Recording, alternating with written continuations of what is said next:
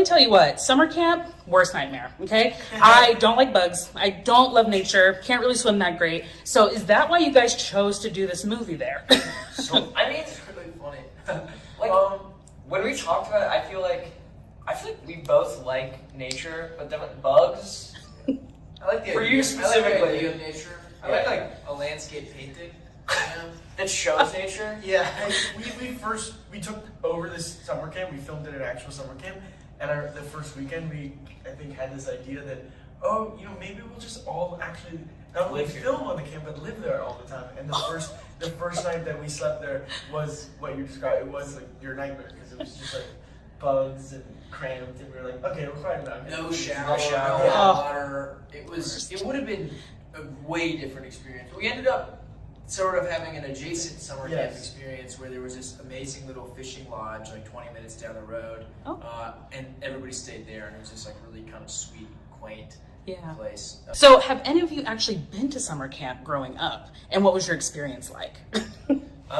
My mom was like a big summer camp person. She went for like years and was a counselor and begged me to go when I was like a kid because she really wanted me to do that. And then I just like, I was too nervous to go alone. So then like I tried to invite people at my school to come with me. No one ever did. So this is basically my summer camp experience. Yeah, I went to sleepaway basketball camp for a week. Maybe it was a 2-week thing. And I had a good Walked out the second week. I had a good time, but not a great one. And I didn't go back the next year. And I'll let you say your. I also did. I went to summer camp for one summer, and it wasn't terrible, but it wasn't great. It was like more sporty than I wanted it to be. I thought we were gonna be doing like outdoorsy. And You didn't know it was a basketball camp? yeah, I was like, why are they playing basketball all the time? It's called a basketball camp. Swish.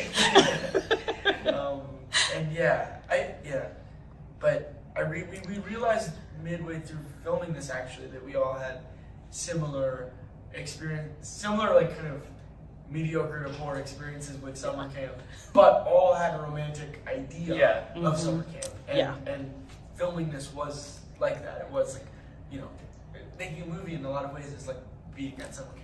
Walk me through the collaboration process, picking the cast. What was that kind of like for you guys? Yeah, I mean, we started writing this movie 2019, so I was 16, Billy was 19, and then it was just refining the script for a very long time and really just trying to get the best script possible and trying to sort of just really make these characters shine and each of them have sort of an arc, and then on top of that also just trying to make each other laugh while doing it. And then as far as casting went, We started with Fred as Jason because he's the main character in the film. He's really the heart of the movie, and we just really liked Fred and were fans of his work. And it seemed like maybe he wasn't going to be available because he was shooting this other movie at the time we were planning on shooting. And then we met with him sort of as like a courtesy thing, not courtesy to you, but courtesy to all, like being like, we all would like to talk because you like the script and we really liked you. And that was supposed to be like a 40-minute tea, and it turned into a 4.5-hour lunch. And we walked away being like, we need to push the movie to get Fred. And then the camp we were supposed to film at fell through, and we actually did have to put, and it ended up being this perfect thing. And then Abby Quinn, who plays Claire and is brilliant, is a close friend of my brother's, and she had done a lot of plays that he had written and directed, so we were massive fans of hers.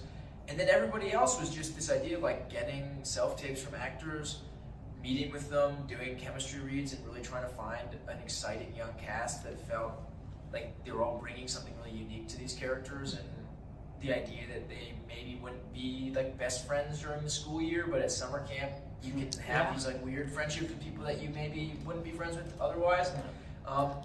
And everybody was like amazing. Yeah, the dream was kind of to build this cast that in 10, 15 years people will look back on and go, oh, this person was in that as this and that. Like those were the type of movies we really referenced and loved and wanted to make. So Fred, what made you want to say yes to this? I mean, you guys got to hang out and talk a little bit, but what really sealed the deal for you to take on this role? It really was a mix of the script that they had written was so funny and moving and beautiful, and it was like it's a coming of age comedy that happens to take place at slasher, camp, but it really fundamentally felt like it came from characters, and it felt like to me that it had a timeless humanist part to it, and I just when you read something great, you just feel like compelled, and then we met, and like no surprise, but still it's incredible. They I think so many of the qualities that I loved in the script were so present to who they are as people, and very quickly I just felt like I knew them much longer than I actually did, seeing as we just met. So I it's hard to say exactly what pushes you to do something, but I think you just have that kind of gut knocking around feeling like, oh, there's something I need to explore here, and specifically I want to make movies with these two. So the mix of those things felt but to Billy's point, I also didn't want to slow down a movie that I really knew I would like and wanted to see. So I also I didn't know that the schedule was going to change and they were going to figure that out too, but that was very meaningful, and so it's funny, I feel like when you're preparing a movie, always a million things seem to go wrong, and when you continue through with the thing that you need to make or want to be a part of, all of those things that felt like such challenges feel very purposeful. Looking back on them, you're like, oh my god, every single issue, every accident, every dilemma is the reason for its existence now. It becomes these mistakes, or not mistakes, but these difficulties become the heartbeat of a movie. Well, as a producer, I think that I get very passionate about guests that I have coming on our show and get really excited for viewers to see it. Without giving too much away, was there a scene that you guys filmed that you're really, really, really excited for viewers to see? Yeah, I mean, I think any of the sort of kill sequences I'm interested for people to see, because they're just kind of crazy and have some scary, visual effects or special effects. And there's a scene involving fire near the end of the movie, which is I think my favorite scene in the movie that I'm excited for people to see. For sure. We touched on it a little bit before, but there really is a coming of age romantic comedy at the center of this movie, and there's some really, really sweet and touching scenes between Jason and Claire, Fred and Abby, that I'm really proud of and excited for people to see, because I think that it's sort of abnormal to have that type of storyline in a slasher film, or at least to be explored in the way that we were really interested in exploring it, and they're so brilliant in it, and they have great chemistry, and it's charming and funny, and I think people will like it. So you guys filmed this movie in Canada. Yeah. So I'm half Canadian. Oh, Fun fact. Did you guys have to scout a lot of different camps to pick, or how was that? Because I just think that's so much fun to kind of find your house hunting almost. It would be fun, wouldn't it? Yeah, it was fun and then It was the opposite of fun. It was one of those obstacle things where we were filming this the summer after COVID, essentially. It was the first year that summer camps were opening up, and we needed to film in the summer. And every camp we called told us we were crazy because they had been closed for 2 years. We would have been able to film no problem, but now they're like, we need money. We barely stayed open. So they told us it was impossible. Every single camp was closed. We called for weeks and weeks and weeks, every camping organization trying to get leads on any place. Couldn't find anything. I started looking at fishing lodges that maybe looked somewhat similar, or camps that had been sold or went out of business that maybe had been bought and were being renovated. Couldn't find anything. And then I saw a painting of these little green bunks with red doors on them. And I thought, well, that looks like what I'd always pictured this movie looking like. And I went, what's this camp called? And I just went on the Facebook and got the name of the camp, and there was no pictures online. And then I sent it to our producers, and then the day before I was supposed to go scout these other camps, they called and said, look, if you have time, this camp, the painting camp, they said that they might be able to squeeze you in if you want to drive and see. It's an hour and a half out of the way though. Do you want to go? And I was like, I don't know. My dad said, let's just go.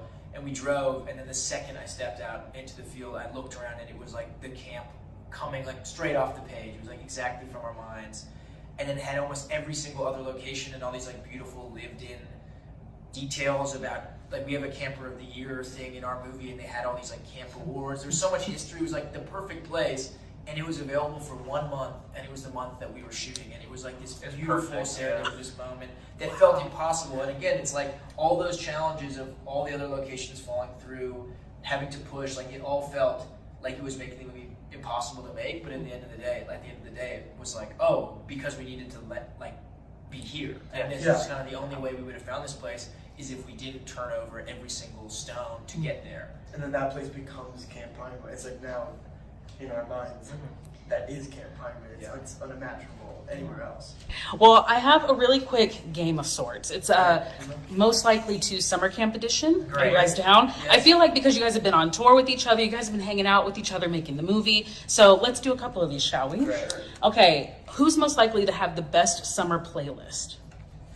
Oh wait, of us three or Yes, of of you us? three. The three. Yeah. Okay, That's really hard. That's hard. They both have great taste in music, but I'd say I'll say Finn. Finn is a really I think it's fine. Oh. yeah. No, you guys, this is great. Oh, yeah. Fred's show is amazing. Well, Finn showed me And tons of great honestly, ones. Billy, too. so many we would bands. we would drive.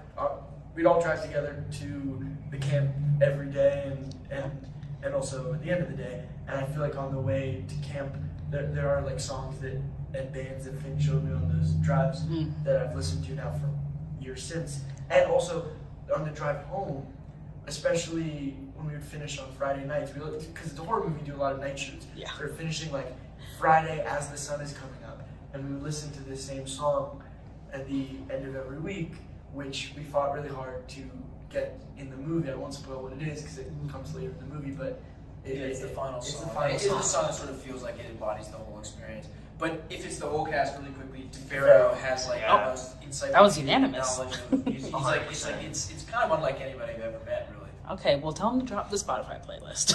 He should. I like truly like Dude, him with a radio station should be incredible. like would be the it best. jumps so in the it's like genre and time and place. It'll be like a B side, like a Bob Dylan like B side Yeah. that like no one has ever heard ever before, and it's like great. And then all of a sudden it'll be like this like complete opposite like R&B record from the 70s from like just the most random country like. And then like a folk song made last week from SoundCloud. Like Yeah. it's just like it's all over the place. Yeah. Okay, let's see. Who's most likely to start a food fight in the mess hall? Out of the three of us, Oh wow! It is one of you two. For Really? Sure. Yeah, yeah. And I think it's. is it I kind of feel like you like- would join in if we started? Oh, I had the opposite. I was like, I feel like you would stoke the fire. Yeah. I wouldn't fling. And then you you back But out. you get it. Maybe I'd sort of like You like puppet everyone. Yeah. Yeah. Finn says that you can't flip pudding in. Yeah, and then you go. Did he really say that? I don't know. I think that you might accidentally start one, And then it would just and start. then it would become a yeah. thing. And then I think you would maybe start one in like a fun way too. Like I start maybe as a joke, but then it would get really intense. Exactly. yeah. I just would be worried about getting food on my person. I feel the exact same, mostly in my hair. All right, I have one more for you. Who is most likely to carve initials in a tree with their crush? Out of the three of us, I think Mhm. all three of them. I think we're all pretty romantic. romantic. I don't know. I mean, Billy? it seems like something Billy would do. Guilty. The shy one. Guilty. I love it. Well, I know that everybody's waiting for you downstairs. I really appreciate No, you guys thank you so so much. much. This was so fun.